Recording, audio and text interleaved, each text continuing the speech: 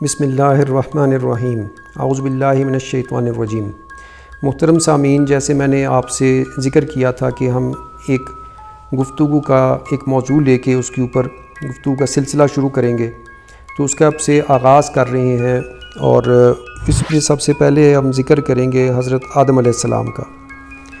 حضرت آدم علیہ السلام کو اس دنیا میں آئے 1,77,000 سال گزر چکے ہیں۔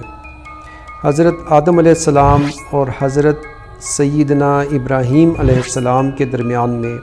جو زمانے کا فاصلہ ہے وہ بنتا ہے تقریباً 67,000 سے لے کے 71,000 سال کے درمیان کا۔ میں دوبارہ ریپیٹ کر دوں کہ حضرت آدم علیہ السلام کو اس دنیا میں آئے 1,77,000 سال گزر چکے ہیں، اور ان کے درمیان اور حضرت ابراہیم سیدنا حضرت ابراہیم علیہ السلام کے درمیان میں جو فاصلہ ہے، جو وقت کا، سالوں کا، وہ بنتا ہے 67,000 سے 71,000 سال کے درمیان۔ اب جو تاریخ ہم پڑھتے جا رہے ہیں یا پڑھائی جا رہی ہے، جیسے کہ زمانہ قبل از مسیح کی بات کی جاتی ہے، یا 5,000 سال میں تمام انبیاء کرام علیہم السلام کو اس زمانے کے اندر ایڈجسٹ کیا گیا ہے، تو یہ چیزیں اب کامن سینس ہے۔ میں اس کے اوپر دلائل انشاءاللہ پھر اپنے کسی وقت کے اوپر دوں گا، لیکن میں اس بات کو مختصر اتنا بتا دوں کہ حضرت نوح علیہ السلام کی عمر مبارک ہمیں پتہ ہے، جیسے اس زمانے میں 900 سال سے لے کے تو 1600 سال تک بتائی جاتی ہے۔ پھر دوسرے جو قوم عاد تھی، سمود تھی، وہ بھی 900 سال سے 2000 سال 1900 سال تک ان کی عمریں، اور پھر 1,24,000 کے قریب انبیاء کرام، تو وہ تمام کے تمام 5,000 سال کے اندر جو ہے نا کسی طور بھی پورے نہیں آ سکتے۔ یہ جو تاریخ کے حوالے سے بہت سے فلاز ہیں، میں تو الحمدللہ ایک پراپر دلیل کے ساتھ بات کر رہا ہوں، وقت آئے گا انشاءاللہ میں آپ کو تمام دلائل اس کے اوپر جو ہے نا وہ مہیا کر دوں گا۔ تو حضرت آدم علیہ السلام، جیسے میں نے بتایا کہ ہم تاریخ کے آئینے میں سے ذکر کرتے ہیں، تو حضرت آدم علیہ السلام کے آگے پھر جو ان کی اولاد ہوئی، ان اولاد میں سے جیسے 2 بیٹے، پھر 2 بیٹیاں، 2 بیٹوں کے درمیان میں مختصر سا وقفہ ہوتا تھا، اس میں پھر بڑے اور چھوٹے بیٹے کا تعین ہوتا تھا، اور اس کے بعد پھر 2 بیٹیاں، تو پھر اس میں سے جو بڑی اور چھوٹی کا جو آپس میں نکاح کا معاملہ ہوتا تھا، وہ ساری چیزیں جو ہیں نا وہ چلتی تھیں۔ تو حضرت آدم علیہ السلام کی پہلی جو 2 بیٹے تھے، حابیل اور قابیل، اس کے بعد پھر وہ جو بھی واقعہ ہوا قتل کا کہ قابیل نے حابیل کو قتل کر دیا، اور اس کے بعد پھر جو ان کے 2 بیٹے ہوئے وہ ہوئے شیس و یافس۔ اب حضرت یافس علیہ السلام کو بتایا جاتا ہے کہ وہ حضرت نوح علیہ السلام کے بیٹے ہیں۔ تو حضرت نوح علیہ السلام کے جو بیٹے ہیں یافس، یہ اصل میں جو ان کے پہلے آبا گزر چکے ہیں، کیونکہ حضرت یافس علیہ السلام کو یاجوج ماجوج کی طرف تبلیغ کے لیے بھیج دیا گیا تھا جب وہ جوان ہوئے ماشاءاللہ، اور جب بڑے ہوئے آگے، اور وہ حضرت یافس علیہ السلام جو حضرت آدم علیہ السلام کے بیٹے شیس کے ساتھ، حضرت شیس علیہ السلام کے ساتھ جو متولد ہوئے، اس دنیا میں جو تشریف لائے، وہ سریانی زبان میں، قدیم سریانی زبان میں نعتیں پڑھتے تھے، نعتیں لکھتے تھے اور پھر اس کو گنگناتے تھے، پڑھتے تھے، اور وہ پھر آگے چلے گئے یاجوج اور ماجوج کی طرف تبلیغ کے لیے، اللہ کی طرف دعوت کے لیے۔ تو اس کے بعد پھر وہ نہ آ سکے اس دنیا میں، ان کی آمد جو ہے نا وہ بہت کم، شاذ و نادر اس کا جو ہے نا وہ سند ملتی ہے۔ تو ان کی یاد میں اور ان کی محبت میں پھر حضرت نوح علیہ السلام نے اپنے بیٹے کا یافس نام رکھا، جیسے کہ کئی خاندانوں میں چلتا ہے کہ ایک نام ہوتا ہے، جیسے کہ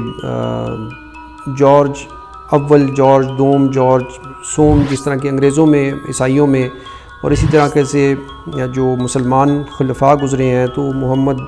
بن کوئی نام ہے، پھر اس کا اول، پھر دوم، پھر سوم، اسی طریقے سے حضرت یافس علیہ السلام کی نام کی، ان کی ذات کی نسبت سے پھر حضرت نوح علیہ السلام نے اپنے بیٹے کا نام یافس رکھا۔ لیکن یہ یافس جو کہ حضرت آدم علیہ السلام کے ہیں، اور جو پیدا ہوئے، متولد ہوئے حضرت شیس علیہ السلام کے ساتھ، حابیل اور قابیل کے بعد، تو یہ یافس علیحدہ ہیں اور وہ یافس علیحدہ ہیں۔ تو یہ مختصر سا ذکر تھا تاریخ میں سے، اور اسی طرح ہم چھوٹا موضوع لے کے انشاءاللہ اس کے اوپر جو ہے نا وہ بات ہوتی رہے گی آپ سے۔ وقتاً فوقتاً گاہے بگاہے، اور جیسے میں پہلے بتا چکا کہ اس تمام گفتگو کا مقصد آپ کو لیک وان کی جو میری پریزنٹیشن ہونے جا رہی ہے انشاءاللہ اس کے حوالے سے پریپیئر کرنا ہے ذہنی طور پہ، کہ زیادہ سے زیادہ آپ لوگوں کو نالج، علم کا پیغام پہنچے، اور جو وہاں پہ انشاءاللہ پریزنٹیشن ہونے جا رہی ہے وہ چیزیں آپ اس سے تھوڑا سا ذہنی طور پہ اس کے لیے تیار ہو سکیں۔ اور جو پریزنٹیشن میں جو بھی پھر بار ذکر بتا رہا ہوں کہ جو وہاں انشاءاللہ پریزنٹیشن میں جو کیفیت بتائی ہے، یہ مجھے چونکہ کئی دوستوں نے مجھ سے سوال کیا کہ یہ جو آپ کہتے ہیں کہ جی پانی پہ چلتے ہوئے میں ادھر ایک وزنی پتھر کے اوپر جو کہ سطح آپ کے اوپر ہوا میں معلق ہوگا، تو یہ بات واقعتاً بڑی ایب نارمل ہے۔ نارملی آپ جو بھی سننے والے لوگ ہیں یا جن سے بھی میں بات کر رہا ہوں، ظاہر ہے ویڈیوز اس کے اوپر ریکارڈ کی ہیں، تو یہ بات انتہائی ایب نارمل ہے۔ نارمل جو ماحول ہے دنیا کا، اور اس چیز نارمل ماحول کے اندر آپ جب ایسی کوئی بات کرتے ہیں تو اگلا شخص فوراً ظاہر سی بات ہے وہ سمجھتا ہے کہ پتہ نہیں یہ کوئی شہرت کے لیے کر رہا ہے، یا اس کو کوئی اس سے کوئی اور مقاصد حاصل کرنا چاہ رہا ہے، یا یہ شخص جو ہے نا وہ ذہنی طور پہ اللہ معاف فرمائے یا شاید یہ ٹھیک نہیں ہے، یا پتہ نہیں اس نے کوئی جو ہے نا وہ عجیب و غریب بات لگتی ہے۔ لیکن یہ بات الحمدللہ اللہ کے فضل سے، حضور علیہ الصلوۃ والسلام کے نالین پاک کے صدقے سے، یہ بات میرے لیے بہت معمولی بات ہے۔ یہ میرے لیے کوئی حیرت کی بات نہیں ہے کہ میں سطح لیک وان کے اوپر، گہری پانی کے اوپر، کافی وزنی پتھر کے اوپر کھڑے ہو کے، وہ بھی پھر سطح آپ سے اوپر، میں انشاءاللہ وہاں کم سے کم 3 دن جو ہے وہ پریزنٹیشن دوں گا، کائنات کی ابتدا کے حوالے سے لے کے تو پھر آگے روشنی کی رفتار اور باقی جو ایکویشنز ہیں اس حوالے سے ان ڈیٹیل انشاءاللہ۔ یہ بات میرے لیے الحمدللہ بہت معمولی ہے، بہت زیادہ ہی معمولی ہے، میرے لیے قابل ذکر نہیں ہے۔ میرے خیال میں جو دوست اس چیز کے اوپر حیرت کا اظہار کر رہے ہیں، جو ذکر کر رہے ہیں اور جو ذکر نہیں کر رہے، میں دونوں کے لیے بات کر رہا ہوں، یا جو سننے والے ہیں، تو ان سے میں اتنی ہی گزارش کروں گا کہ اس بات کے اوپر آپ کو حیرت نہیں ہونی چاہیے۔ حیرت آپ کو اس بات پہ ہونی چاہیے کہ روشنی کی رفتار سے سواری بننے جا رہی ہے انشاءاللہ۔ روشنی کی رفتار انسان اچیو کرنے جا رہا ہے۔ یہ بات عجیب ہے کہ اب روشنی کی رفتار سے کیسے سفر کر سکتے ہیں؟ کائنات کے مختصر راستوں سے ہوتے ہوئے کائنات کے آخری، انسانی کائنات کے جو کہ سنگل ڈائمنشن ہے، اس کے آخری کنارے کی طرف سفر ہونے جا رہا ہے، اس کے آخر تک انشاءاللہ۔ یہ بات باعث حیرت ہونی چاہیے۔ پھر پراپرلی بہت سی اس کی کائنات کی عمر کے حوالے سے بہت سی باتیں ہیں، آپ کو حیران اس بات پہ ہونا چاہیے۔ یہ بات حیرت والی نہیں ہے۔ باقی اس کے ساتھ کچھ اور باتیں انشاءاللہ ریلیٹڈ وہ آپ سے وقتاً فوقتاً گاہے بگاہے جو ہے نا وہ آپ سے ذکر ہوتی رہیں گی۔ لیکن چونکہ ایک بڑا ایونٹ ہے، ایک کافی بڑی پریزنٹیشن ہے،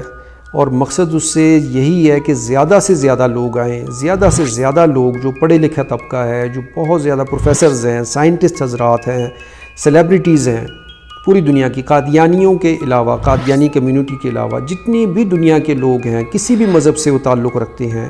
وہ وہاں پہ آئیں اور اس علم سے فائدہ اٹھائیں۔ لیکن وہ فائدہ تبھی اٹھا سکتے ہیں کہ وہ ذہنی طور پہ پہلے اس کے لیے تیار ہوں،